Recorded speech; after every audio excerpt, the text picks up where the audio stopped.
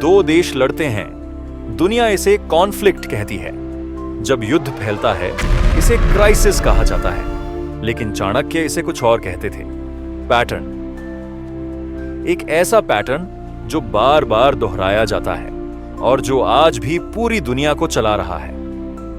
2300 साल पहले चाणक्य ने कहा था, आपका पड़ोसी आपका स्वाभाविक शत्रु होता है। आज की दुनिया देखिए और खुद तय कीजिए, क्या वो गलत थे?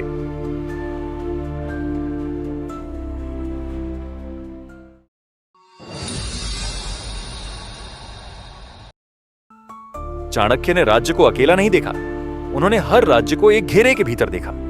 इस घेरे को उन्होंने कहा मंडल। इस मंडल में सबसे बीच में होता है आपका राज्य, आपके ठीक बगल में होते हैं प्रतिद्वंद्वी राज्य और आपके शत्रु के बगल में होते हैं संभावित मित्र। मतलब साफ था, पड़ोसी से टकराव तय है, दूर का शत्रु अक्सर सहयोगी बनता है। मंडल कोई सलाह नहीं थी, ये एक नियम था, और जो राजा इस नियम को नहीं समझता वो इतिहास बन जाता है।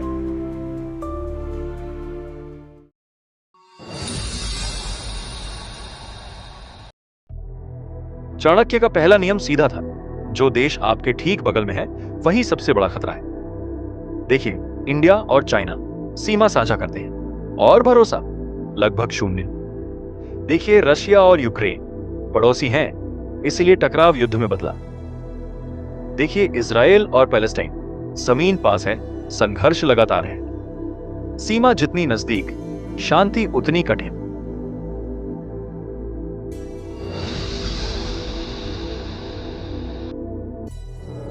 मंडल का दूसरा नियम, आपके शत्रु का शत्रु आपका मित्र होता है। इंडिया और यूनाइटेड स्टेट्स इतिहास में दोस्त नहीं थे, लेकिन जैसे ही चीन एक साझा चुनौती बना, दोनों पास आ गए। ईरान और इजराइल एक दूसरे के दुश्मन हैं, इसलिए जो भी इजराइल के खिलाफ खड़ा है, ईरान उसे समर्थन देता है। यह भावनात्मक दोस्ती नहीं है, यह मंडल का गणित है।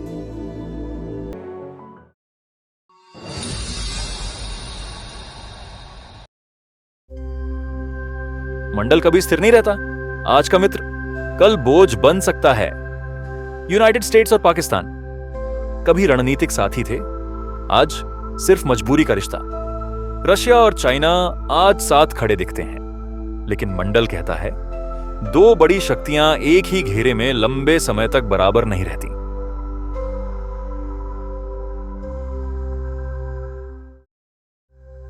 हर युद्ध में हर देश नैतिक भाषण देता है, लेकिन फैसले हमेशा हित पर होते हैं।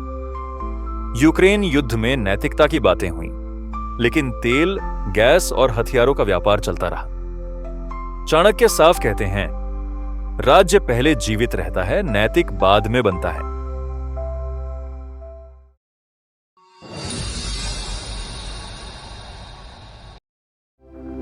मंडल का सबसे बड़ा नुकसान छोटे देशों को होता है। यूक्रेन महाशक्तियों के बीच युद्ध भूमि बन गया। ताइवान दो शक्तियों के बीच एक रणनीतिक मोहरा।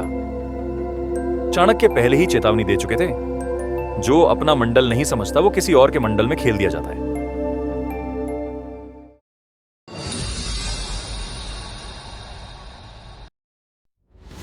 आज ड्रोन हैं, सैटेलाइट हैं, न्यूक्लियर हथियार हैं, लेकिन नियम वही 2300 साल पुराने।